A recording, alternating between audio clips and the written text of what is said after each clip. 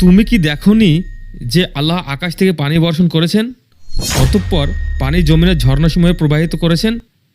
আসসালামু আলাইকুম রহমতুল্লাহ বারাকাতুহু। পৃথিবীতে বৃষ্টি কেন হয়? পৃথিবীতে বৃষ্টি হয় কেন? বৃষ্টি আল্লাহ তাআলার অফুরন্ত রহমত। আকাশ থেকে বৃষ্টি বর্ষণের মাধ্যমেই আল্লাহ তাআলা বান্দার কল্যাণ এবং রিজিকের ব্যবস্থা করেন। বৃষ্টি বর্ষণের উদ্দেশ্য ও উপকারিতা কোরআনের বিভিন্ন সূরায় নাজিল হয়েছে।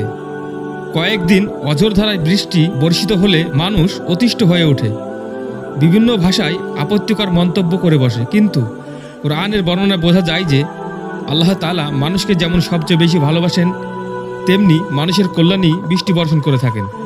বৃষ্টি বর্ষণের বিষয়ে প্রিয় নবী সাল্লাল্লাহু আলাইহি ওয়াসাল্লাম বলেছেন, মহাপরাক্রমশালী আল্লাহ বলেছেন, আমার বান্দারা যদি আমার বিধান যথাযথ মেনে চলত, তবে আমি তাদের রাতের বেলায় বৃষ্টি দিতাম আর সকালবেলায় সূর্যের আলো দিতাম, এবং কখনো তাদের বজ্রপাতের আওয়াজ শোনাতাম না। আবার প্রিয় নবী সাল্লাল্লাহু আলাইহি ওয়াসাল্লাম নিজেই আকাশে মেঘ ও বিদ্যুৎ চমকানো দেখলে এবং গর্জন শুনলে পেরেশান হয়ে যেতেন। মেঘের গর্জনের সময় তিনি কথাবার্তা ছেড়ে দিতেন। মেঘের ভয়াবহতা থেকে হেফাজত থাকতে তাসবিহ এবং দোয়া পাঠ করতেন, যার অর্থ, হে আল্লাহ, আমাদের আশেপাশে বৃষ্টি বর্ষণ করো, আমাদের ওপর করিও না। হে আল্লাহ, ঢিলা পাহাড়, উচ্চভূমি, মালভূমি, উপত্যকা এবং বনাঞ্চলে বৃষ্টি বর্ষণ করো।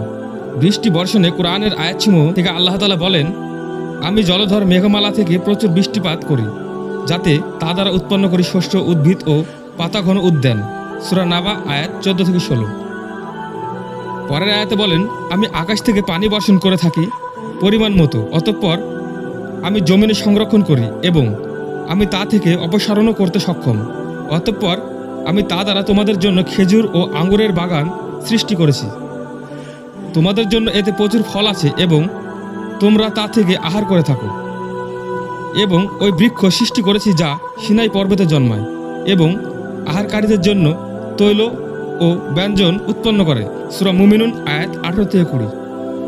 পরের আরেকটি আয়াতে বলেছেন, তিনি স্বীয় রহমতের প্রাককালে বাতাসকে সুসংবাদবাহী রূপে প্রেরণ করেন এবং আমি আকাশ থেকে পবিত্রতা অর্জনের জন্য পানি বর্ষণ করি, তা দ্বারা মৃত ভূভাগকে সঞ্জীবিত করার জন্য এবং আমার সৃষ্টি জীবজন্তু অনেক মানুষের তৃষ্ণা নিবারণের জন্য, এবং আমি তা তাদের মধ্যে বিভিন্নভাবে বিতরণ করি, যাতে তারা স্মরণ করে, কিন্তু অধিকাংশ লোক অকৃতজ্ঞ ছাড়া কিছুই করে না। সূরা ফুরকান আয়াত 48-50। পরের আরেকটি আয়াত আল্লাহ তাআলা বলেন, তিনি আল্লাহ যিনি নভমণ্ডল ও ভূমণ্ডল সৃজন করেছেন এবং আকাশ থেকে পানি বর্ষণ করে, অতঃপর তা দ্বারা তোমাদের জন্য ফলের রিজিক উৎপন্ন করেছেন এবং নৌকাকে তোমাদের আজ্ঞাবহ করেছেন, যাতে তার আদেশে সমুদ্রে চলাফেরা করে এবং নদ নদীকে তোমাদের সেবায় নিয়োজিত করেছেন। তুমি কি দেখোনি যে আল্লাহ তাআলা আকাশ থেকে পানি বর্ষণ করেছেন, অতঃপর সে পানিকে জমিনের ঝর্ণাসমূহে প্রবাহিত করেছেন? পরের আয়াতে আল্লাহ তাআলা বলেছেন, তিনি তোমাদের জন্য আকাশ থেকে পানি বর্ষণ করেছেন, এই পানি থেকে তোমরা পান করো এবং এ থেকেই উদ্ভিদ উৎপন্ন হয়, যাতে তোমরা পশুচারণ করো। এই পানি দ্বারা তোমাদের জন্য উৎপাদন করে ফসল, জয়তুন, খেজুর, আঙ্গুর ও সর্বপ্রকার ফল। নিশ্চয় এতে চিন্তাশীলদের জন্য রয়েছে নিদর্শন। সূরা নাহল আয়াত 10-11। তিনি খুঁটি ব্যতীত আকাশমণ্ডলী সৃষ্টি করেছেন, তোমরা তা দেখছ। তিনি পৃথিবীতে স্থাপন করেছেন পর্বতমালা, যাতে পৃথিবী তোমাদেরকে নিয়ে ঢলে না পড়ে, এবং এতে ছড়িয়ে দিয়েছেন সর্বপ্রকার জন্তু।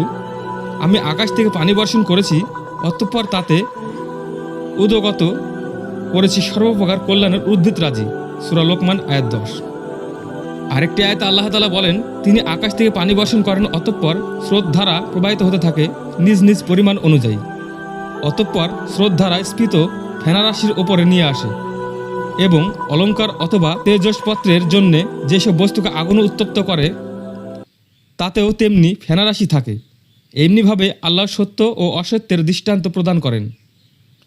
অতএব ফেনা তো শুকিয়ে খতম হয়ে যায় এবং যা মানুষের উপকারে আসে তা জমিতে অবশিষ্ট থাকে। আল্লাহ এমনিভাবে দৃষ্টান্তসমূহ বর্ণনা করেন। সূরা রাদ আয়াত 17। পরবর্তী আয়াতে আল্লাহ তাআলা বলছেন, আল্লাহ আকাশ থেকে পানি বর্ষণ করেছেন, তা দ্বারা জমিনকে তার মৃত্যুর পর পুনরুজ্জীবিত করেছেন। নিশ্চয়ই এতে তাদের জন্য নিদর্শন রয়েছে যারা শ্রবণ করে। সূরা নাহল আয়াত 65। যে পবিত্র সত্তা তোমাদের জন্য ভূমিকে বিছানা এবং আকাশকে ছাদ স্বরূপ স্থাপন করে দিয়েছেন, আর আকাশ থেকে পানি বর্ষণ করে তোমাদের জন্য ফল ফসল উৎপাদন করেছেন তোমাদের খাদ্য হিসাবে। অতএব আল্লাহর সাথে তোমরা অন্য কাউকে সমকক্ষ করো না। বস্তুত এইসব তোমরা জানো। সূরা বাকারা আয়াত 22। তুমি কি দেখো না যে আল্লাহ আকাশ থেকে পানি বর্ষণ করেন, অতঃপর পৃথিবী সবুজ শ্যামল হয়ে ওঠে? নিশ্চয় আল্লাহর সূক্ষ্মদর্শী, সর্ববিষয়ে খবরদার। সূরা হজ আয়াত 63। পরের আয়াতে আল্লাহ তাআলা বলেন, তুমি কি দেখোনি আমি আকাশ থেকে কল্যাণময় বৃষ্টি বর্ষণ করি, অতএব তা দ্বারা বাগান শস্য উদগত করি, যেসব ফসল আহরণ করা হয়, এবং লম্বামান খেজুর গাছ যাতে আছে গুচ্ছ গুচ্ছ খেজুর, বান্দাদের জীবিকা স্বরূপ, এবং বৃষ্টি দ্বারা আমি মৃত জনপদকে সঞ্জীবিত করি। এমনিভাবে পুনরুত্থান ঘটবে। সূরা কফ আয়াত 9-11। আর তার আরও নিদর্শন তিনি তোমাদেরকে দেখান বিদ্যুৎ, ভয় ও ভরসার জন্যে, এবং আকাশ থেকে পানি বর্ষণ করে, অতঃপর তা দ্বারা ভূমির মৃত্যুর পর তাকে পুনর্জীবিত করেন। নিশ্চয়ই এতে বুদ্ধিমান লোকেদের জন্য নিদর্শন বলে রয়েছে। সূরা রুম আয়াত 24। তখন আমি খুলে দিলাম আকাশের দরজা প্রবল বাড়ি বর্ষণের মাধ্যমে, এবং ভূমি থেকে প্রবাহিত করলাম প্রস্রবণ, অতঃপর সব পানি মিলিত হলো এক পরিকল্পিত কাজে। সূরা কামার আয়াত 11-12। পরের আয়াতে আল্লাহ তাআলা বলেন, বলতো কে সৃষ্টি করেছেন নবমণ্ডল ও ভূমণ্ডল, এবং আকাশ থেকে তোমাদের জন্য বর্ষণ করেছেন পানি, অতঃপর তা দ্বারা আমি মনোরম বাগান সৃষ্টি করেছি। তার বৃক্ষাদি উৎপন্ন করার শক্তি তোমাদের নেই।